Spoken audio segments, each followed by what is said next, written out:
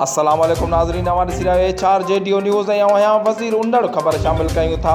परवेज़ हुसैन भंडजी कासिमाबाद हैदराबाद जो प्रेमी जोड़ो जान जे तहफ़ुज़ लाइ कोटड़ी कबीर प्रेस क्लब पहुची वियो, जिते प्रेमिका थानिया धीअ मोहम्मद उर्स गाहू वेठल कासिमाबाद हैदराबाद ॿुधायो त मुंहिंजो पीउ फोती वियो आहे। मुंहिंजे चाचे ख़ुदा बख़्श पंहिंजे पुट सां शादी करणु पे चाही, जेका मूंखे ॻाल्हि पसंदि न हुई। मां वात वकील आहीं, पंहिंजे मर्ज़ीअ जी आहियां, पंहिंजे मर्ज़ीअ सां घरां टिनि कपिड़नि में निकिती आहियां। पंहिंजे अज़ीज़ तैमीर गाहू सां सखर में जस्टिस ऑफ पीस वटि प्यार जी शादी करे छॾी आहे। हिन चयो त मर्ज़ीअ जी शादीअ खां पोइ चाचो ख़ुदा बख़्श हुन जा ॿ पुट साजिद ऐं माजिद जान जा वेरी थी विया आहिनि। हिन चयो त अगरि चाचो अगवा जो केस दाख़िल कराए त उहो कूड़ो सम्झियो वञे। प्रेमी तैमीर ॿुधायो त असां हिक ॿिए सां प्यार कंदा हुआसीं, उन करे असां हिक ॿिए खां जुदा रही करे ज़िंदगी बसर न पिया करे सघूं। उन करे असां ॿिन्ही माइटनि खां बग़ावत करे घरां निकिरी सखर जे कोर्ट में शादी करे छॾी आहे। हिन चयो त शरीयती मुहम्मदीअ मूजिबि पसंदि जो परणो करणु ॾोह न आहे। हिननि चयो त मथे ॼाणल माण्हुनि मां हर वक़्तु असांखे जान जो ख़तरो आहे, जंहिंजे करे दर बदरी वारी ज़िंदगी गुज़ारे रहिया आहियूं। हिननि इंसानी हक़नि जे अॻुवाणनि ऐं DIG हैदराबाद खे अपील कई आहे त ख़ुदारा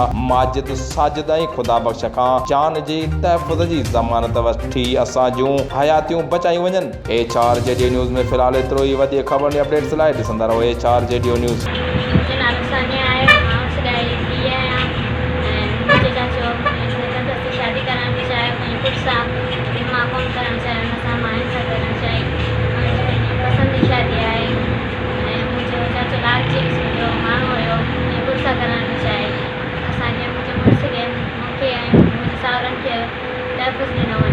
ख़ुशी सां निकाह कयो आहे कोर्ट ते।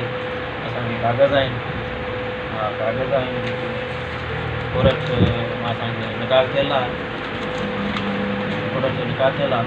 ऐं असांखे जेको तहफ़ुज़ ॾिनो वञे ऐं हिन माण्हुनि खां असांखे परे रहे ऐं असांखे सुकून जी ज़िंदगी गुज़ारणी